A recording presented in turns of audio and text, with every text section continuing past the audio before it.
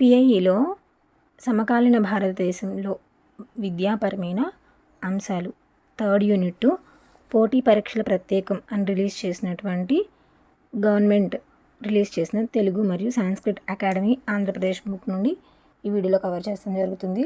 So end వరకు వినండి, ఇది మీకు క్విక్ రివిజన్గా ఉంటుంది. Welcome to SR smart studies.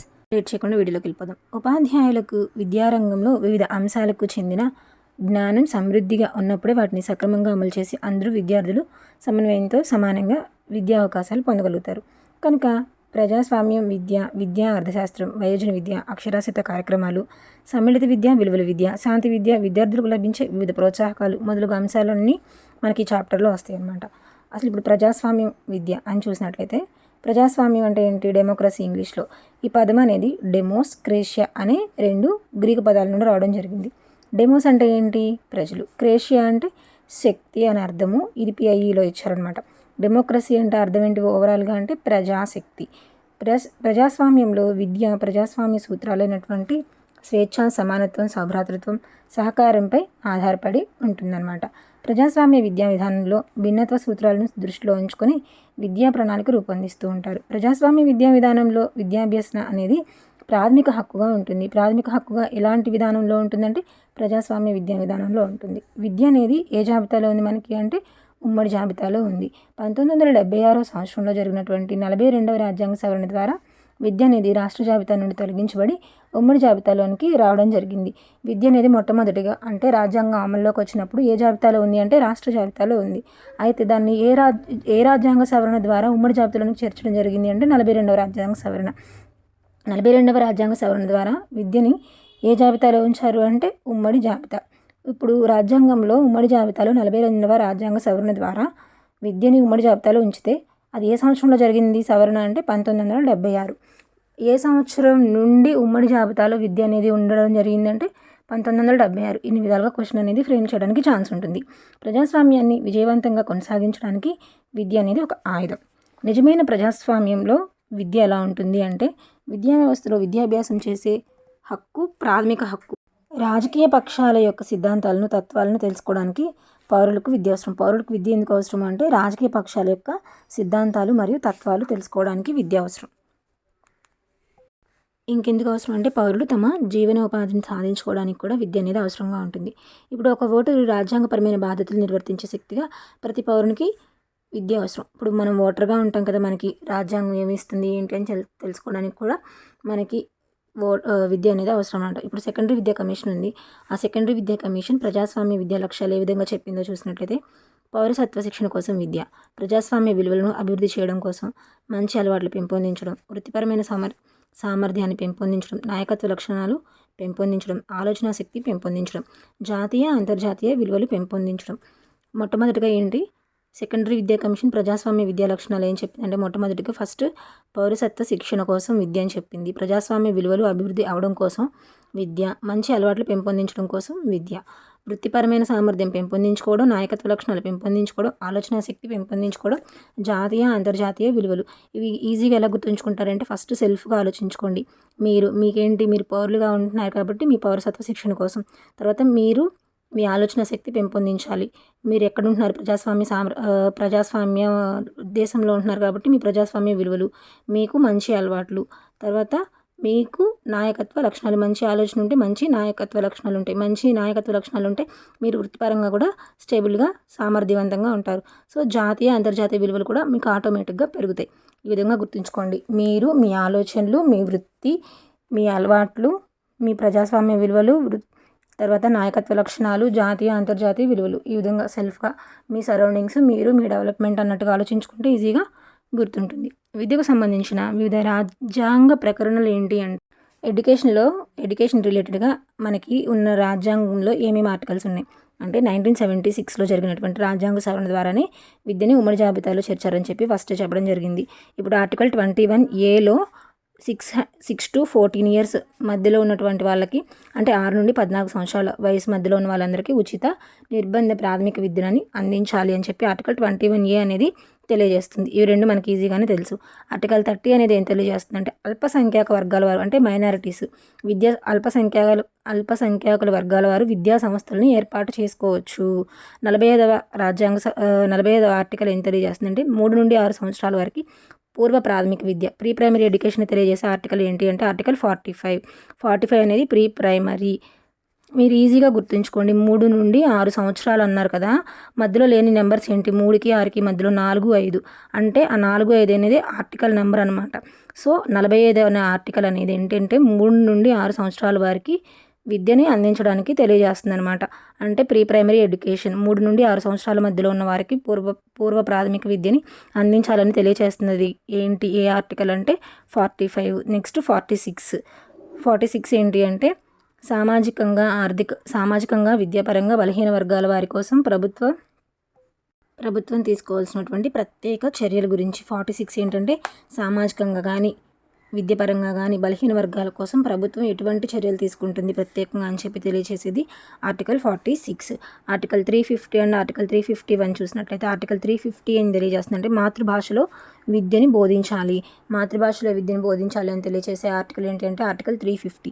Article 351 అయితే హిందీ భాషా వ్యాప్తి గురించి, కేంద్రాధికారము బాధ్యతల గురించి తెలియజేస్తుంది.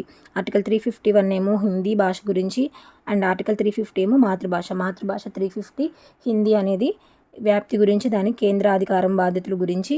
ఆర్టికల్ 351 1976లోనేమో 1976లో 42 రాజ్యాంగ సవరణ ద్వారా ఉమ్మడి జాబితాలోనికి విద్యను అందించారు. ఆర్టికల్ 21A ఏంటి, 6 నుండి 14 సంవత్సరాల వరకు free and compulsory education. And article 30 ఏంటి, అల్పసంఖ్యాక వర్గాల వారికి విద్యా సంస్థలను ఏర్పాటు చేసుకోవచ్చు అని చెప్పి తెలియచేయడం జరిగింది. 45 ఏంటి, ప్రీ ప్రైమరీ ఎడ్యుకేషన్. ఆర్టికల్ 46 ఏంటి, సామాజికంగా విద్యాపరంగా బలహీన వర్గాల వారి కోసం ప్రభుత్వం ఏం ప్రత్యేక చర్యలు తీసుకోవచ్చు అని తెలియజేస్తుంది అనమాట. 351 ఏంటి, 351లో ఏమో హిందీ భాష, 350 ఏమో మాతృభాష. నెక్స్ట్ ఈక్వాలిటీ, సమానత్వం. జాతి, కుల, మత, లింగ, వర్ణ వివక్ష లేకుండా ప్రజలందరికీ రాజకీయ, సామాజిక, ఆర్థిక, విద్యా రంగాలలో సమాన అవకాశాలు కల్పించడాన్ని సమానత్వం అని అంటారు. ఇది మనందరికీ తెలిసిందే. సమన్యాయం, జాతి, కుల, మత, లింగ, వర్ణ వివక్షత లేకుండా ప్రజలందరికీ రాజకీయ, సామాజిక, ఆర్థిక, విద్యా రంగాలలో సమాన అవకాశాలు కల్పించి సమానత్వాన్ని సాధించడమే సమన్యాయము. ఇది సమన్యాయం అనమాట. సమానత్వం చేయడాన్ని సమన్యాయంగా చెప్పడం జరిగిందనమాట. ఈక్వాలిటీ అండ్ ఈక్విటీ అనమాట. నెక్స్ట్ విద్యలో సమాన అవకాశాలు. ఉపోద్ఘాతం చూస్తే, ఈ అద్భుతమైన సృష్టిలో ఏ 2 జీవులు ఒకే రకంగా ఉండవు. అందుకే సృష్టిలోని ఈ వైవిధ్యమే ప్రతి జీవికి ఏదో ఒక సందర్భంలో అంతులేని ఆనందాన్ని, సంతోషాన్ని ఇవ్వగలుగుతుంది. ఈ సృష్టిలో అనేక జీవజాతులు ఉన్నాయి. వాటి మధ్య అనేక వైవిధ్యతలు కనిపిస్తూ ఉంటాయి.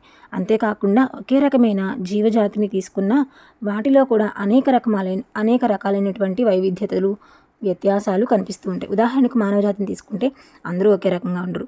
ఒకరు పొడుగ్గా, ఒకరు పొట్టిగా, ఒకరు నల్లగా, ఒకరు తెల్లగా, ఒకరు బలంగా, మరొకరు బలహీనంగా ఉండడం మనందరికీ తెలుసు. ఈ తేడాలన్నీ సహజమైనవి మరియు భౌతికమైనవి. ఈ వ్యత్యాసాలే కానీ అసమానతలు కావు. వ్యత్యాసానికి అసమానతకి చాలా డిఫరెన్స్ ఉందన్నమాట. అసమానతలు అనేవి ఒకరు గొప్ప, ఒకరు తక్కువ అనేవి. ఈ అసమానతలు అనేవి వ్యక్తులు లేదా సమాజం వల్ల సృష్టించబడినవి.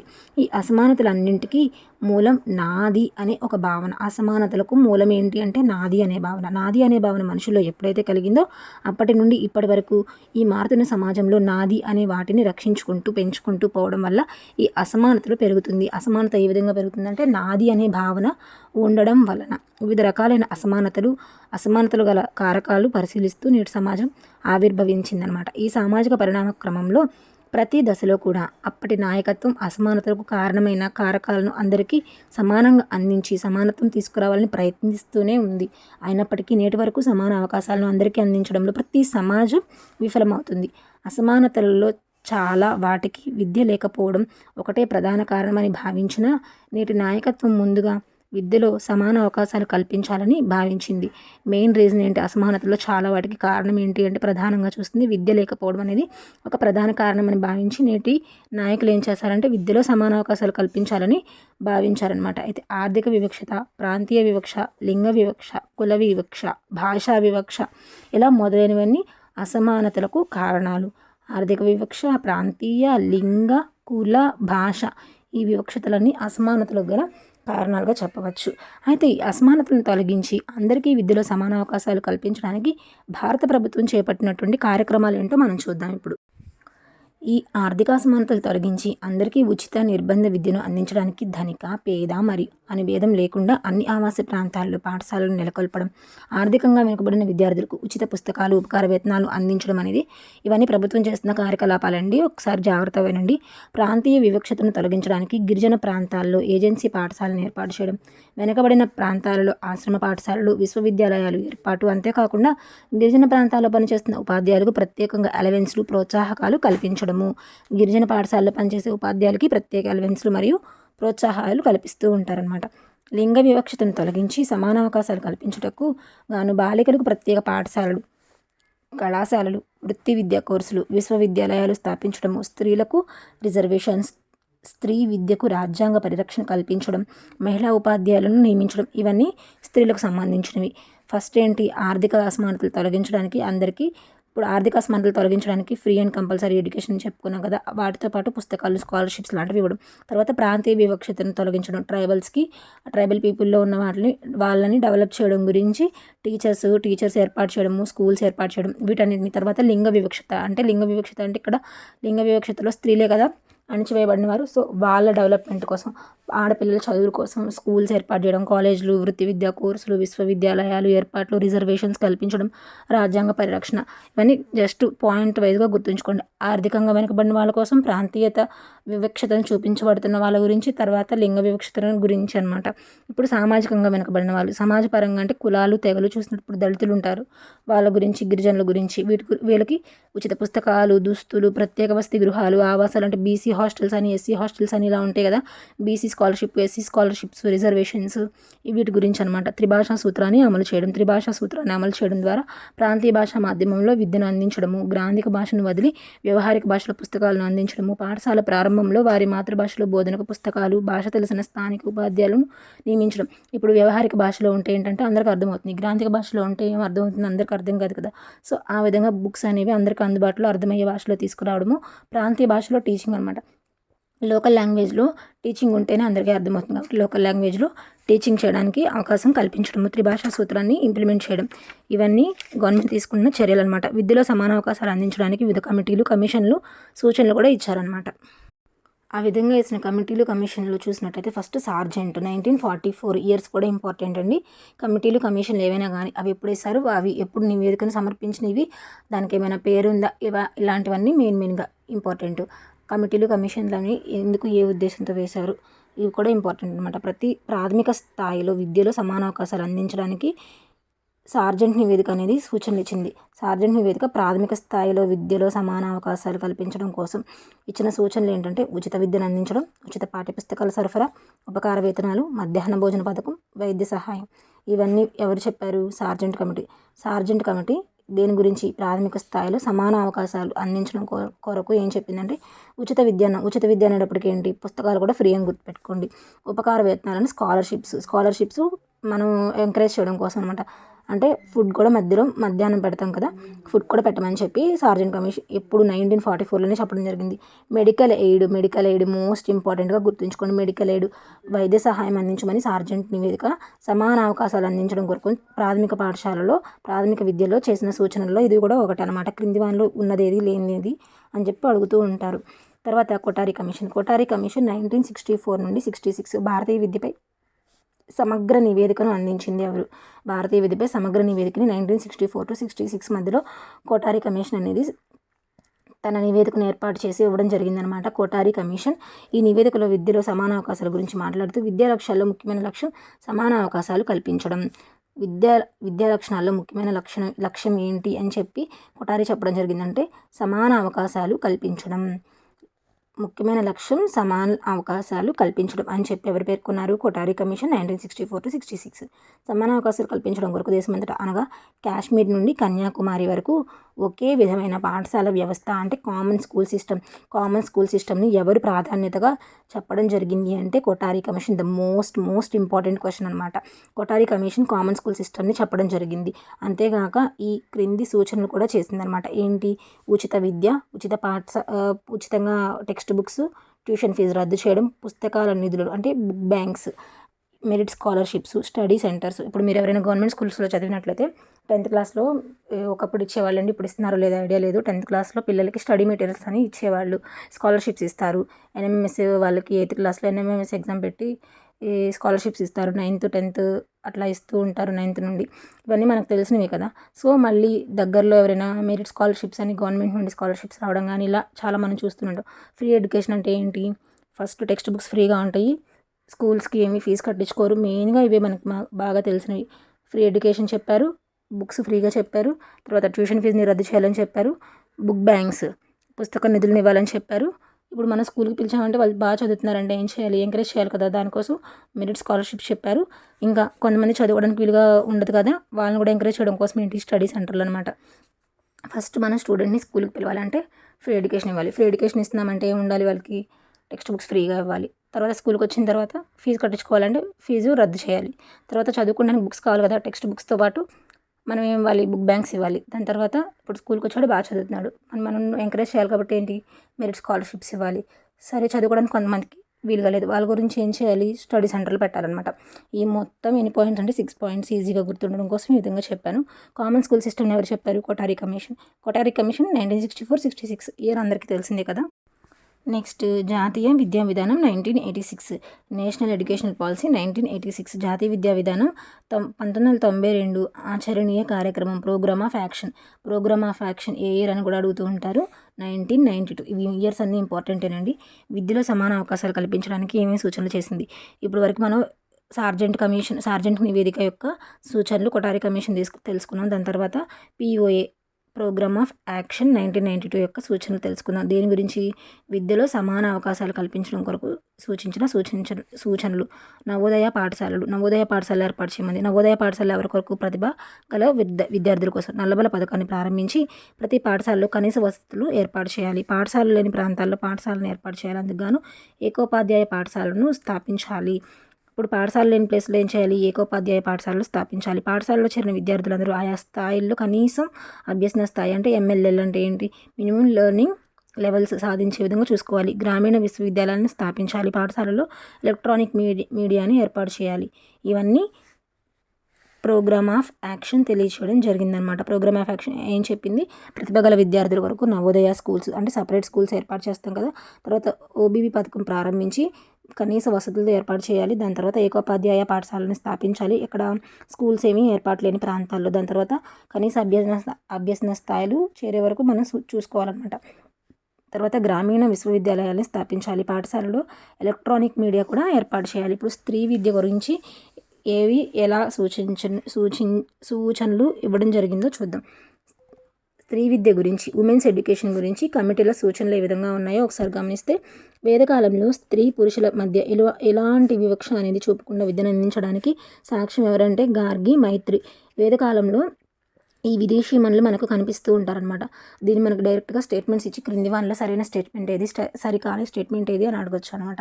క్రింది వానిలో వేదకాలంలో స్త్రీలకి విద్య ఉందా లేదా, లేదంటే క్రింది వానిలో వేదకాలంలో స్త్రీల పట్ల వివక్షత ఉంది లేదు అని చెప్పి మనల్ని అడిగే అవకాశం ఉంటుంది. స్త్రీ పురుషుల మధ్య ఎటువంటి వివక్షత లేదని చెప్పుకోవచ్చు. ఎందుకంటే గార్గి మైత్రి లాంటి వారు మనకు కనిపిస్తూ ఉంటారు. తదనంతరం విద్యలో స్త్రీ విద్యకు ప్రాధాన్యత అనేది మనకి ఇంకా కనిపించదు అనమాట. ఆ తర్వాత బౌద్ధ కాలంలో స్త్రీ విద్యను ప్రోత్సహించినప్పటికీ ఆచరణలో కొంత తక్కువగానే కనిపిస్తూ ఉంటుంది. ఇస్లాంలో స్త్రీ విద్యకు ఆదరణ పూర్తిగా కొరబడిందని చెప్పవచ్చు. చాలా కాలం వరకు స్త్రీ విద్య పూర్తిగా నిరాదరణకు గురైందని చెప్పవచ్చు. బ్రిటిష్ కాలంలో క్రైస్తవ మిషనరీలు, హిందూ సంస్కృతులు, సంఘ సంస్కృతులు, అప్పటి ప్రభుత్వం బాలికల విద్య గురించి ఆలోచించడం జరిగింది. ఇంకా బ్రిటిష్ కాలంలోనే అనమాట. ఇప్పుడు వేద కాలంలో ఉన్న విద్య అనేది దాని తర్వాత ప్రాపర్గా ఎప్పుడు వచ్చిందంటే బ్రిటిష్ కాలంలో క్రైస్తవ మిషనరీలు మరియు హిందూ సంఘ సంస్కర్తలు అప్పుడున్న ప్రభుత్వము బాలికలకి విద్య అందించింది. దాని తర్వాత ఇంకా మధ్యలో ఎక్కడ కూడా మనకి విద్య అనేది స్త్రీలకి అంత ప్రాపర్గా కనిపించదు.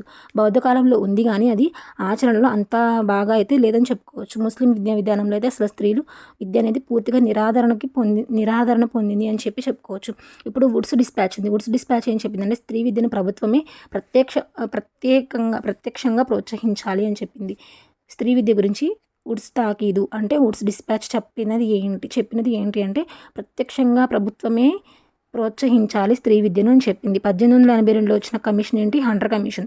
బాలికల పాఠశాలల పర్యవేక్షణకు మహిళా పర్యవేక్షకులని నియమించాలి. మహిళా పర్యవేక్షకులని ఎవరి కోసం నిర్మించాలి? బాలికల పాఠశాల పర్యవేక్షణకు నియమించాలని చెప్పింది ఎవరంటే హంటర్ ఏం చెప్పారంటే హంట్ చేయడానికి లేడీసే ఉండాలి అని చెప్పారు. అలా గుర్తుంచుకోండి. స్త్రీల హంట్ చేయడానికి అంటే పర్యవేక్షించడానికి అని చెప్పి ఆ విధంగా గుర్తుంచుకుంటే ఈజీగా గుర్తుంటుంది. హంటర్ కమిషన్ ఏం చెప్పారంటే హంట్ చేయడానికి లేడీసే ఉండాలి అని చెప్పారనమాట. బాలికల పాఠశాలల పర్యవేక్షణ కొరకు మహిళా పర్యవేక్షకులను నియమించాలని చెప్పి సూచించడం జరిగింది. 1929లో వచ్చినటువంటి హార్టాగ్ కమిటీ బాలికల్లో వృధా స్తబ్దత, most important, wastage and stagnation words use చేశారు కదా వీళ్ళే. వృధా స్తబ్దత హార్టాగ్ కమిటీ 1929లో వేస్టేజ్ అండ్ స్టాగ్నేషన్ని తగ్గించడం కొరకు బాలికలకు సెకండరీ స్థాయిలో ప్రత్యేక విద్యా ప్రణాళిక ఉండాలి అని చెప్పి సూచించింది. అలాగే గ్రామీణ ప్రాంతాల్లో బాలికలకు ప్రత్యేక పాఠశాలను ఏర్పాటు చేసి బాలికల విధిపై ప్రత్యేక శ్రద్ధను వహించాలి అని చెప్పి సూచించడం జరిగింది. బాలికలకు ప్రత్యేక పాఠశాలను సూచించాలి. బాలికల విధిపై ప్రత్యేక శ్రద్ధను చూపించాలి. గ్రామీణ ప్రాంతాల్లో బాలికలకు ప్రత్యేకమైన సౌకర్యాలు ఏర్పాటు చేయమని చెప్పారనమాట. వృధా స్తబ్దత అనే వాటిని తగ్గించడం కొరకు బాలికలకు సెకండరీ స్థాయిలో ప్రత్యేక విద్యా ప్రణాళిక ఉండాలని ఎవరు సూచించారు అంటే ఇది మోస్ట్ ఇంపార్టెంట్గా గుర్తుంచుకోండి. ఎందుకంటే ప్రత్యేక విద్యా ప్రణాళిక అనే మాట అనేది వచ్చింది కదా, సో దానివల్ల ఈ క్వశ్చన్ ఇంపార్టెంట్ అవుతుంది. పాయింట్ అనేది ప్రత్యేక విద్యా ప్రణాళిక అనేది హార్టాగ్ కమిటీ సూచించింది ఎందుకొరకు అని అడగచ్చు. వృధా మరియు స్తబ్దతను తగ్గించడం కొరకు. వృధా మరియు స్తబ్దత, వేస్టేజ్ అండ్ స్టాగ్నేషన్ని తగ్గించడానికి హార్టాగ్ కమిటీ ప్రత్యేక విద్యా ప్రణాళికను సూచించింది. అయితే ఇది ఏ స్థాయి అంటే సెకండరీ స్థాయి అనమాట. సెకండరీ స్థాయిలో సూచించడం జరిగిందనమాట. 1848వ సంవత్సరంలో జ్యోతిబా పూలే నిమ్న వర్గాలకు చెందిన బాలికల కోసం పాఠశాలను స్థాపించారు. నిమ్న వర్గాలకు చెందిన బాలికల కోసం పాఠశాలను జ్యోతిబా పూలే స్థాపించారు. అయితే ఇది ఏ సంవత్సరం అంటే 1848. ఆయన భార్య సావిత్రిబాయి ఉపాధ్యాయురాలిగా పనిచేశారు. 1855-58లో ఈశ్వరచంద్ర విద్యాసాగర్ 50 బాలికా పాఠశాలను ప్రారంభానికి కారకుడయ్యాడు. ఈశ్వరచంద్ర విద్యాసాగర్ గారు ఎన్ని పాఠశాలలు అంటే 50 బాలికా పాఠశాలలు. ఇది చాలా పెద్ద విషయం అండి. 50 బాలికల పాఠశాలలు ఏర్పాటు చేయడం అంటే 1855 అండ్ 58, 1848, 1858 ఈ 2 ఇయర్స్గా గుర్తుంచుకోండి. ఫస్ట్ ఆఫ్ ఆల్ 1848 అనగానే మనకు ఎవరు గుర్తు రావాలంటే జ్యోతిబా పూలే గారు. ఎవరి గురించి స్టార్ట్ చేశారంటే నిమ్న వర్గాలు. జ్యోతిబా పూలే గారు నిమ్న వర్గాలు వారి డెవలప్మెంట్ కోసం కృషి చేశారు. ఇది మనందరికీ తెలుసు, ఇది మనం మర్చిపోము. ఇయర్ ఒకటి గుర్తుంచుకోండి 1848. అక్కడ నుండి 10 ఇయర్స్ గుర్తుంచుకోండి. 1858 రాగానే మీకు 3 ఇయర్స్ డ్యూరేషన్ పట్టింది 50 పాఠశాలలు స్థాపించడానికి అని చెప్పి గుర్తుంటుంది. సో దాన్ని బట్టి ఈజీగా గుర్తుంటుంది. 55 to 58 ఆ డ్యూరేషన్లో 50 పాఠశాలను స్థాపించారు. ఎవరు? ఈశ్వరచంద్ర విద్యాసాగర్. ఎవరి కొరకు? బాలికల పాఠశాలలు అనమాట. 1882 తర్వాత బ్రహ్మ సమాజం, పార్సీ సమాజం స్త్రీ విద్యా వ్యాప్తికి కృషి చేశాయి. స్త్రీ విద్యా వ్యాప్తికి 1882 తర్వాత ఎవరు కృషి చేశారు? బ్రహ్మ సమాజం మరియు పార్సీ సమాజం కృషి చేయడం జరిగింది. బ్రహ్మ సమాజం, పార్సీ సమాజం స్త్రీ విద్య కొరకు ఎప్పుడు కృషి చేశారంటే 1882 తర్వాత. రాజా రామ్మోహన్ రాయ్ లాంటి సంఘ సంస్కృతులు కూడా స్త్రీ విద్య కోసం కృషి చేశారనమాట. వీరందరి ఫలితంగా ఇప్పుడు క్రింది వానిలో స్త్రీ విద్య కొరకు కృషి చేసిన వారెవరు, చేయని వారెవరు? Very simple question. ఊరికే పైన అడిగిన క్వశ్చన్ అన్నట్టుగా అనుకోవచ్చు మీరు అనమాట. పేర్లు ఇవ్వచ్చు. రాజా రామ్మోహన్ రాయ్, బ్రహ్మ సమాజం, పార్సీ సమాజం, లేకపోతే Ishwar Chandra Vidyasagar, Jyotiba Phule, Hunter commission, Hartog, Woods తాకీదు, ఇలా మీకు వీటిల్లో ఏదైనా ఇవ్వచ్చు. ఆప్షన్స్లో చెప్పిన వారెవరు, చెప్పని వారెవరు, లేకపోతే పైవన్నీ ఏబిసిడి ఈ విధమైన ఆప్షన్స్ కూడా ఇవ్వవచ్చు అనమాట. లేదు అంటే క్రింది వానిలో స్త్రీ విద్య కొరకు కొందరు కృషి చేయడం జరిగింది. అయితే దీన్ని క్రొనాలజీలో అంటే క్రొనాలజీ అంటే ఏంటి? ఆర్డర్ ప్రకారంగా ఇయర్స్ వైజ్గా సెట్ చేయమని చెప్పి అడగవచ్చు అనమాట. ఫస్ట్ 1882 83, 84, 1848 ఇలా ఇయర్స్ ఉన్నాయి కదా. 1929లో హార్టాగు, తర్వాత 1855, 58 మధ్యలో ఈశ్వర్చంద్ర విద్యాసాగరు, 1882 తర్వాత ఏమో బ్రహ్మ సమాజము, 1929లో హార్టాగు, హంటర్ కమిషన్ 1882, 84 వుడ్స్టాక్. ఇవన్నీ మనకు తెలుసు కదా ఇయర్స్ అన్ని. సో ఇవి క్రొనాలజీ ఆర్డర్లో కూడా మనకి పెట్టమనే ఛాన్స్ ఉంటుంది. సో ఈ విధంగా క్వశ్చన్ అనేది ఇంత డెప్త్గా పైన అడిగినప్పుడు ఎలా ఉంటుంది, డెప్త్గా అడిగితే ఎలా ఉంటుంది కూడా చెప్పేశాను. వీరందరి కృషి ఫలితంగా 1946, 47 నాటికి 23,849 బాలికల పాఠశాలలు స్థాపించారనమాట. అంటే ఏంటి, స్వాతంత్రం నాటికి ఎన్ని పాఠశాలలు ఉన్నాయి బాలికల కొరకు ప్రత్యేకంగా అంటే 23,849. సుమారుగా 40 లక్షల మంది విద్యార్థులు ఎలిమెంటరీ స్థాయిలో నమోదయ్యారు. 1946-47 కాలానికి 23,849 బాలికల పాఠశాల స్థాపించబడితే ఎంతమంది, 40 లక్షల మంది విద్యార్థులు ఏ స్థాయి, ఎలిమెంటరీ స్థాయిలో నమోదై ఉన్నారనమాట. రాజ్యాంగంలో ఆర్టికల్ 15 సబ్ క్లాజ్ 3, ఆర్టికల్ 15(3) ప్రకరణం స్త్రీలకు సంబంధించిన ప్రత్యేక చర్యలు చేపట్టే అధికారాన్ని ప్రభుత్వానికి ఇచ్చింది. ఆర్టికల్ 15(1)లో లింగ వివక్షతను రాజ్యము ప్రదర్శించరాదు అని పేర్కోవడం జరిగింది. లింగ వివక్షత చూపించకూడదని తెలియజేస్తుందేమో 15(1), ఆర్టికల్ 15 క్లాజ్ 1. ఆర్టికల్ 15 క్లాజ్ 3లో ఏంటంటే స్త్రీలకు సంబంధించిన ప్రత్యేక చర్యలు.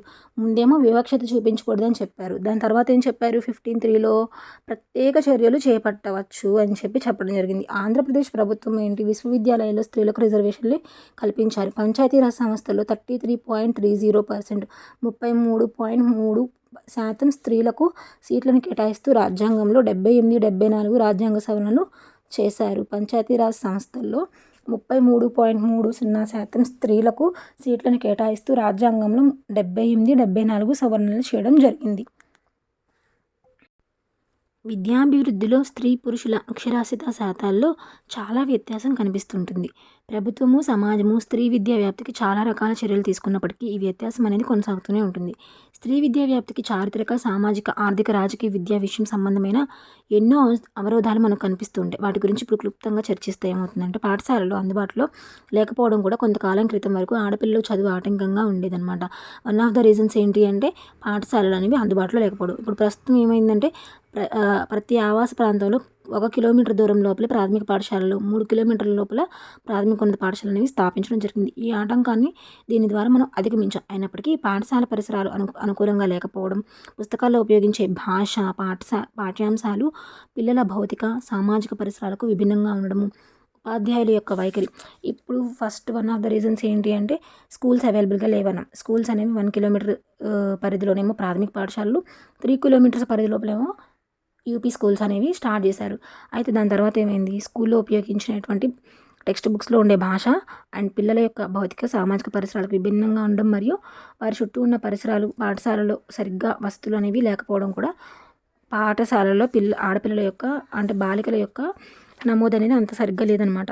ఈ సందర్భాల్లో బాలికలకు విద్య ఆటంకంగా మారిందనమాట. ఈ ఆటంకాలన్నీ అధిగమించి బాలికల విద్యాభివృద్ధికి సూచనలు ఇవ్వాల్సిందిగా ప్రభుత్వం అనేక కమిటీలని, కమిషన్లని ఏర్పాటు చేసిందనమాట. 1955 సంవత్సరంలో దుర్గాబాయ్ దేశ్ముఖ్ ఆధ్వర్యంలో, దుర్గాబాయ్ దేశ్ముఖ్ కమిటీ ఎప్పుడు అంటే 1955 సంవత్సరం ఆధ్వర్యంలో ఏర్పాటైనటువంటి విద్యా విషయక సలహా కమిటీ ప్రాథమిక స్థాయిలో బాలబాలికలకు ఒకే రకమైన పాఠ్య ప్రణాళిక ఉండాలని సూచించింది.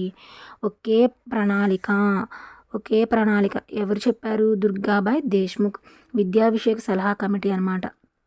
ఈ విద్యా విషయ సలహా కమిటీ ఏం చెప్పిందంటే ప్రాథమిక స్థాయిలో బాలబాలికలకు ఒకే రకమైనటువంటి పాఠ్య ప్రణాళిక ఉండాలి. ఆడపిల్లలకు అంటే బాలికలకు ప్రత్యేకమైన ప్రణాళికను ఉండాలి. ప్రత్యేక విద్యా ప్రణాళికను సూచించింది ఎవరు సెకండరీ స్థాయిలో అంటేనేమో హార్టాగ్ ఏంటి, బాలికల యొక్క వృద్ధా స్తబ్దతను తగ్గించడం కొరకు సెకండరీ స్థాయిలో ప్రత్యేక విద్యా ప్రణాళిక ఉండాలి అని 1929 హార్టాగ్ కమిటీ సూచించడం జరిగింది. 1955 సంవత్సరంలో దుర్గాబాయ్ దేశ్ముఖ్ ఆధ్వర్యంలో ఏర్పాటైనటువంటి విద్యా విషయక సలహా కమిటీ ఏం చెప్పిందంటే ప్రాథమిక స్థాయిలో బాలబాలికలకు ఒకే రకమైనటువంటి పాఠ్య ప్రణాళిక ఉండాలని చెప్పి సూచించడం జరిగింది. మాధ్యమిక దశలో బాలబాలికలకు గృహ విజ్ఞానాన్ని కూడా బోధించాలని చెప్పి తెలియజేయడం జరిగింది. మాధ్యమిక విద్యా దశలో ఇప్పుడు మాధ్యమిక ప్రాథమిక విద్యా దశలో బాలికలకు గృహ విజ్ఞానాన్ని కూడా బోధించాలి అని తెలియజేసిన కమిటీ ఎవరు అంటే దుర్గాబాయ్ దేశ్ముఖ్ కమిటీ. ఇది ఏ సంవత్సరం 1955. ఈ దుర్గాబాయ్ దేశ్ముఖ్ కమిటీ 2 స్థాయిల గురించి చెప్పడం జరిగింది, ప్రాథమిక స్థాయి మరియు మాధ్యమిక స్థాయి. ప్రాథమిక స్థాయిలో ఏంటి అంటే బాలబాలికలకి ఇద్దరికి ఈక్వల్గా ఉండాలి పాఠ్య ప్రణాళిక అని చెప్పారు. అదే మాధ్యమిక స్థాయిలో ఏంటి గృహ విజ్ఞానాన్ని అందించేటువంటివి కూడా బోధించాలి అని చెప్పి సూచించడం జరిగిందనమాట. 1958వ సంవత్సరంలో స్త్రీ విద్యపై ఏర్పాటు చేసిన జాతీయ committee national committee on women's education. అది సూచించిన సూచనలు ఏంటి అంటే 14 సంవత్సరాలలోపు ఉన్న బాలబాలికలకు అందరికీ 1987వ సంవత్సరం వరకు నమోదు చేయాలి. 14 సంవత్సరాలలోపు ఉన్న బాలబాలికలందరినీ 1987వ సంవత్సరం లోపు అందరూ స్కూల్లో నమోదై ఉండాలి అనమాట. దీని టార్గెట్ అనమాట. ఇది ఎప్పుడు 1958లో ఏర్పాటు చేసినటువంటి జాతీయ కమిటీ స్త్రీ విద్య గురించి 1958లో కమిటీ వేయడం జరిగింది అనమాట. ప్రజల్ని చైతన్యం చేయడానికి స్త్రీ విద్య ఆవశ్యకతను తెలియజెప్పే డాక్యుమెంటరీ చిత్రాలను రూపొందించాలి. ఎటువంటివి అంటే స్త్రీ విద్య యొక్క ఆవశ్యకతను తెలియజేసేవన్నమాట. అందుబాటులో ఉన్నటువంటి వసతులతో ఉన్నటువంటి పాఠశాలల ఏర్పాటు, బాలికలకు స్కాలర్షిప్స్ ఉపకార వేతనాలు అందించాలి, ప్రత్యేక వసతి గృహాలు ఏర్పాటు చేయాలి, హాస్టల్స్ ఏర్పాటు చేయాలి, మిడ్ డే మీల్స్ ఏర్పాటు చేయాలి, యూనిఫామ్ సరఫరా చేయాలి బాలికలకు, మహిళా ఉపాధ్యాయులు అంటే లేడీ టీచర్స్ ఏర్పాటు చేయబడి ఉండాలి, మహిళలకు వయోజన విద్య అందించాలి, సహ విద్యను ప్రోత్సహించాలి, ఎడ్యుకేషన్ని ప్రోత్సహించాలి, జాతీయ మహిళా విద్యా మండలి, రాష్ట్ర మహిళా విద్యా మండలిలను స్థాపించాలి, పంచవర్ష ప్రణాళికల్లో మహిళా విద్యపై తగినంత అమౌంట్ అనేది మనం బడ్జెట్లో కేటాయించుకోవాలి పంచవర్ష ప్రణాళికల్లో అని చెప్పడం జరిగింది. 1958లో స్త్రీ విద్యకు ఏర్పాటు చేసిన నేషనల్ కమిటీ సూచించిన ఈ సూచనలు ఏంటి అంట. ఇప్పుడు బాలికల్ని ఫస్ట్ నమోదు గురించి చూస్తే 1987 వరకు 14 సంవత్సరాలలోపు ఎంతమంది బాలికలు ఉంటారో వారందరూ స్కూల్లో రిజిస్టర్ అయి ఉండాలి ఫస్ట్. దాని తర్వాత స్త్రీ విద్య ఇప్పుడు చేర్చాలి అని అనుకున్నాం, మనం టార్గెట్ పెట్టుకున్నాం 1987 అని చెప్పి. ఇప్పుడు చేరాలి అంటే ప్రజల్లో చైతన్యం ఉండాలి, ప్రజల్లో అవగాహన ఉండాలి. కాబట్టి వీటన్నింటిని తెలియచేసే విధంగా ఏం చేయాలంటే ఇప్పుడు మూవీస్ అనేవి జనాలు చూస్తూ ఉంటారు కాబట్టి రూరల్ ఏరియాస్ నుండి సిటీస్ వరకు, అర్బన్ ఏరియాస్ వరకు అందరూ చూస్తూ ఉంటారు కాబట్టి డాక్యుమెంటరీ మూవీస్ అనేవి చిత్రాలని ప్రదర్శిస్తూ ఉండాలన్నమాట. వీటిని చూసి ఆవశ్యకత అనేది ప్రజల్లో కలుగుతుంది. ఇప్పుడు దాని తర్వాత ఇప్పుడు ఏం చేయాలి, ఫస్ట్ టార్గెట్ పెట్టుకున్న తర్వాత అది రీచ్ అవ్వడం కొరకు ఏం చేయాలంటే డాక్యుమెంటరీ మూవీస్ అని చెప్పాం. ఇప్పుడు చూసారు, చైతన్యం వచ్చింది, పిల్లల్ని స్కూల్కి పంపిస్తా ఉన్నారు. అప్పుడు ఏం చేయాలి, స్కూల్స్ రెడీగా ఉండాలి. అంటే అన్నీ మెయిన్ మనం చెప్పేదవరికి బాలబాలికలకు కాబట్టి వసతులు ఉండాలి మెయిన్గా. సో వసతులతో కూడినటువంటి పాఠశాల అనేది ఏర్పాటు ఉండాలి. స్కూల్కి వస్తున్నారు, మరి ఎంకరేజ్మెంట్గా ఉండాలి కాబట్టి ఉపకార వేతనాలు ఇవ్వాలి. కొంతమంది రాలేని వాళ్ళు ఉంటారు, వాళ్ళ గురించి ఏం చేయాలి, హాస్టల్స్ ఏర్పాటు చేయాలి. వస్తున్నారంటే ఎలా పడితే అలా వస్తుంది, ధనిక పేద మధ్య తరగతి ఇట్లా విభిన్నత అనేది కనిపించకుండా ఉండాలి కదా. సో కాబట్టి అందులోనూ కొంతమంది పేదవాళ్ళు ఉంటారు, బట్టలు కూడా ఉండవు కదా. అలా గుర్తుంచుకోండి, నేను ఎవరిని డిగ్రేడ్ చేయాలని చెప్పట్లేదు, అలా గుర్తుంచుకోవడానికి చెప్తాను. యూనిఫామ్స్ అనేవి మనం సరఫరా చేయాలి. ఇప్పుడు యూనిఫామ్ సరఫరా చేసిన తర్వాత ఇప్పుడు అందరూ లేడీసే ఉంటాయని పంపిస్తాను, కొంతమంది ఉంటారు కాబట్టి రూరల్ ఏరియాస్ నుండి వచ్చిన వాళ్ళు, అలాంటి కొంచెం మైండ్ సెట్స్ అనేవి డిఫరెంట్గా ఉంటాయి కాబట్టి వాళ్ళందరికీ అర్థం అవ్వాలి కాబట్టి లేడీస్ ఉంటే కొంచెం మా పిల్లలు ధైర్యంగా మేము పంపించవచ్చు అనేది ఉంటుంది కాబట్టి సో మహిళలు కూడా టీచర్స్గా ఉండాలన్నమాట. దాని తర్వాత మహిళలకు వయోజన విద్య కూడా అందించాలి. సో పెద్దయిన వాళ్ళు కూడా చదువుకుంటూ ఉంటే వయోజన విద్య కూడా పొందడం వల్ల ఇంటి దగ్గర అందరూ చదువుకుంటాం వల్ల డెవలప్మెంట్ అనేది త్వరగా జరుగుతుంది అనమాట. సో తర్వాత ఎడ్యుకేషన్ కూడా మనం ఇంప్రూవ్ చేయాలి. అన్ని లేడీస్ అన్ని గర్ల్స్ స్కూల్స్ అట్లా అది అంత ప్రాపర్గా ఉండదు కాబట్టి ఏం చెప్పారు, ఎడ్యుకేషన్ అనేది సపోర్ట్ చేయాలి, ప్రోత్సహించాలి, ఎంకరేజ్ చేయాలి అని చెప్పడం జరిగింది. జాతీయ మహిళా విద్యా మండలి, రాష్ట్ర మహిళా విద్యా మండలి కూడా ఏర్పాటు చేయాలన్నారు. ఇవన్నీ చేయాలంటే డబ్బులు కావాలి కదా. సో పంచవర్ష ప్రణాళికల్లో మహిళా విద్య గురించి కొంత అమౌంట్ అనేది కూడా కావాలి అని చెప్పి తగినంత కేటాయించాలని చెప్పడం జరిగింది. ఇంకొకసారి చూసుకోండి, టార్గెట్ పెట్టుకున్నారు 1987 లోపు 14 సంవత్సరాల లోపు ఉన్న వాళ్ళందరూ నమోదు అవ్వాలి. ఆవశ్యకత కోసం డాక్యుమెంటరీలు, అన్ని వసతులతో కూడినటువంటి పాఠశాలల ఏర్పాటు, ఉపకార వేతనాలు, హాస్టల్స్, యూనిఫామ్స్, లేడీ టీచర్స్, వయోజన విద్య లేడీస్కి, ఎడ్యుకేషన్ని కూడా ఎంకరేజ్ చేయాలి. జాతీయ మహిళా విద్యా మండలి, రాష్ట్ర మహిళా విద్యా మండలి తర్వాత వీటన్నిటి కోసం అమౌంట్ కావాలి కాబట్టి పంచవర్ష ప్రణాళికలు. ఇదంతా 1958 స్త్రీ విధిపై జాతీయ కమిటీ అనమాట. Next Hansa Mehta committee 1962. Hansa Mehta committee recommendations of Hansa Mehta committee 1962. ప్రాథమిక స్థాయిలో బాలబాలికలకు ఒకే రకమైన విద్యా ప్రణాళిక. ప్రాథమిక స్థాయిలో ఒకే రకమైన విద్యా ప్రణాళిక గురించి ఎవరు చెప్పారు? హన్స్ మెహతా కమిటీ. ప్రాథమిక స్థాయిలో బాలబాలికలందరికీ ఒకటే పాఠ్య ప్రణాళికను సూచించింది ఎవరు అంటే దుర్గాబాయ్ దేశ్ముఖ్. విద్యా ప్రణాళిక గురించి ఎవరెవరు చెప్పారు అంటే ప్రాథమిక స్థాయి అయితే ఇంకా వీళ్ళే. ప్రాథమిక స్థాయిలో విద్యా ప్రణాళిక చెప్పింది అయితే హన్స్ మెహతా. ప్రాథమిక స్థాయిలో పాఠ్య ప్రణాళిక చెప్పింది అయితే దుర్గాబాయ్ దేశ్ముఖ్. మాధ్యమిక స్థాయిలో గృహ విజ్ఞానం గురించి చెప్పాలని చెప్పింది అయితే దుర్గాబాయ్ దేశ్ముఖ్. అదే సెకండరీ స్థాయిలో ప్రత్యేక విద్యా ప్రణాళిక ఉండాలని చెప్పింది అయితేనేమో హార్టాగ్ అనమాట. ఇలా కంపారిటివ్గా చదువుకుంటూ ఉండాలి, లేదంటే మర్చిపోయే ఛాన్స్ ఉంటుంది. సంగీతము, నృత్యము, అల్లికలు, వంటలు మొదలైన వాటిని విద్యా ప్రణాళిక నందు చేర్చాలి. విద్యా ప్రణాళికలు సంగీతం, నృత్యం, అల్లికలు, వంటలు మొదలైన వాటిని చేర్చాలి. మాధ్యమిక స్థాయి విద్యా ప్రణాళికలో చేతి వృత్తులకు స్థానం కల్పించాలి. మాధ్యమిక విద్యా స్థాయిలో చేతి వృత్తులకు స్థానం కల్పించాలి అని చెప్పింది ఎవరు? హన్స్ మెహతా కమిటీ. సెకండరీ స్థాయి విద్యా ప్రణాళికలో సాధారణ విద్యతో పాటు చేతి వృత్తులను అనుసంధానం చేయాలి. Hans Mehta committee. సెకండరీ స్థాయిలో ఏంటి? సాధారణ విద్యా ప్రణాళికతో పాటు చేతి వృత్తులను అనుసంధానం చేయాలి.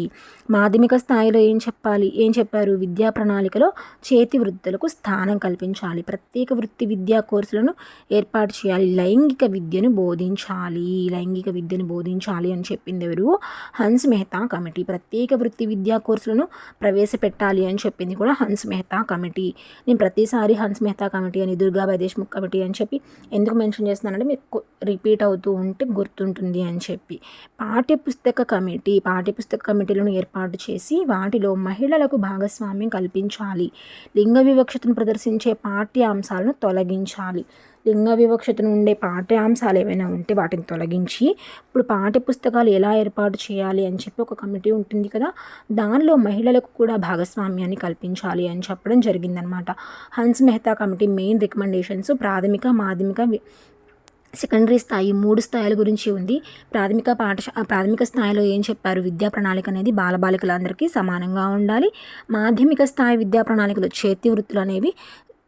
చేతి వృత్తులకు స్థానం ఉండాలి. అదే సెకండరీ స్థాయిలో ఏంటి? సాధారణ విద్యా ప్రణాళికతో పాటుగా చేతి వృత్తులను అనుసంధానం చేసి ప్రత్యేక వృత్తి కోర్సులను ఏర్పాటు చేయాలన్నమాట. ప్రత్యేక వృత్తి కోర్సులు ప్రవేశపెట్టాలి. లైంగిక విద్యను బోధించాలి. తర్వాత సంగీతము, నృత్యము, అల్లికలు, వంటలు, మీరు వీటికి అనుసంధానంగా ఈ ప్రత్యేక వృత్తి విద్యా కోర్స్ అనే పాయింట్ని గుర్తుంచుకుంటే మర్చిపోరనమాట. సంగీతము, నృత్యము, అల్లికలు, వంటలు అనేవి ఇవి ఇప్పుడు ప్రజెంట్ చాలా గొప్ప ప్రొఫెషన్స్, మంచిగా రైజింగ్ ప్రొఫెషన్స్గా చెప్పుకోవచ్చు అనమాట. డ్యాన్స్, మ్యూజిక్, ఈ అల్లికలు, ఈ క్రాఫ్ట్స్ చేసుకోవడం, ఇవన్నీ రైజింగ్ ఇండస్ట్రీ లాగా మనం చెప్పుకోవచ్చు. ఇవన్నీ ప్రత్యేక స్కిల్డ్ వర్క్స్ కదా ఇవన్నీ. సో ఇవన్నీ ఈ ప్రత్యేక వృత్తి విద్యా కోర్సులు అన్న విధంగా గుర్తుంచుకుంటే ఈ 2 పాయింట్స్ కవర్ అయిపోతాయి అనమాట. లైంగిక విద్యను బోధించాలి. ఇప్పుడు పాఠ్యపుస్తకాలు ఇప్పుడు ఇవన్నీ ఎలా మనం చెప్పే పాఠాల్లోనే ఉంటుంది కదా. సో ఆ పాఠాల్లోనే మనకి వివక్షతను చూపించే ఏమైనా ఉన్నాయి అంటే వాటిని తీసేయాలి. అవి తీసేయాలంటే అసలు ఈ వివక్షతగా ఉంది స్త్రీల పట్ల అని ఎవరికి అర్థమైంది? స్త్రీలకే అర్థమైంది. కాబట్టి ఆ పాఠ్యపుస్తక కమిటీ అనే దానిలో మహిళలకు కూడా భాగస్వామ్యాన్ని కల్పించాలి అని చెప్పి ఎవరు చెప్పారు? హన్స్ మెహతా కమిటీ 1962 చేసిన సిఫార్సులు అనమాట. తర్వాత భక్తవత్సలం కమిటీ ఏం చెప్పిందంటే 1963 భక్తవత్సలం కమిటీ రికమెండేషన్స్ ఏంటంటే 1963 సంవత్సరంలో భక్తవత్సలం నాయకత్వంలో జాతీయ మహిళా విద్యా మండలి గ్రామీణ ప్రాంతాల్లో బాలికల విద్య పట్ల ప్రజల మద్దతు లేకపోవడానికి గల కారణాలని అధ్యయనం చేసిన సూచనలు ఏంటంటే జాతీయ మహిళా విద్యా మండలి గ్రామీణ ప్రాంతాల్లో బాలికల విద్య పట్ల ప్రజలకి అంటే మనకి ఇన్ని కార్యక్రమాలు, ఇంత అవేర్నెస్ కార్యక్రమాలు, లేకపోతే ఇలాంటివన్నీ గవర్నమెంట్ అనేది ఇంత ఇనిషియేటివ్ తీసుకుంటున్నప్పటికీ కూడా రూరల్ ఏరియాస్లో ప్రజల నుండి బాలికల విద్య పట్ల ఎటువంటి మద్దతు అనేది కనిపించలేదన్నమాట. సో దీని గురించి అధ్యయనం చేయడానికి జాతీయ మహిళా విద్యా మండలి, మనం ఆల్రెడీ చెప్పుకున్నాం కదా, జాతీయ మహిళా విద్యా మండలిని స్థాపించాలి, రాష్ట్ర మహిళా విద్యా మండలిని స్థాపించాలి అని చెప్పి దుర్గాబాయ్ 1958లో ఏర్పాటు చేసినటువంటి జాతీయ కమిటీ అనేది స్త్రీ విద్య గురించి ఏర్పాటు చేసినటువంటి 1985లో జాతీయ కమిటీ సిఫార్సు చేసిందనమాట.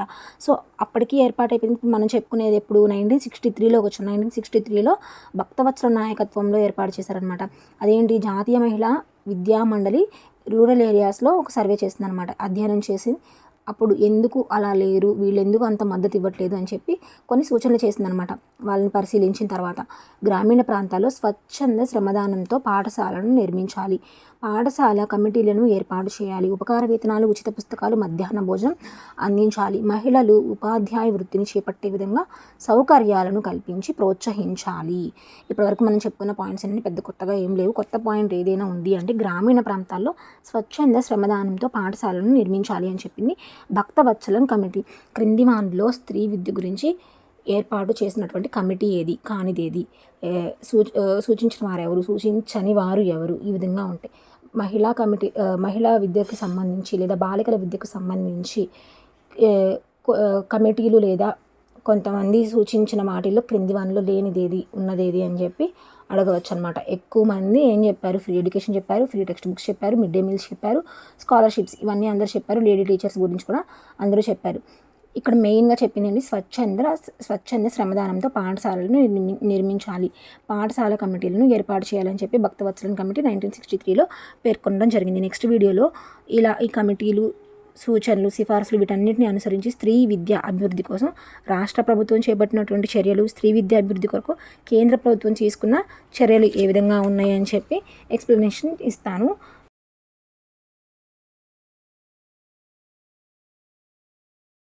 వరకు వీడియో చూసారంటే మీకు ఖచ్చితంగా ఈ వీడియో యూజ్ అనే అనుకుంటున్నాను. మీకు ఈ వీడియో కనుక నచ్చి యూస్ఫుల్గా అనిపిస్తే లైక్ చేయండి, సబ్స్క్రైబ్ చేసుకోండి, మీ ఫ్రెండ్స్ కూడా షేర్ చేయండి. Quick reason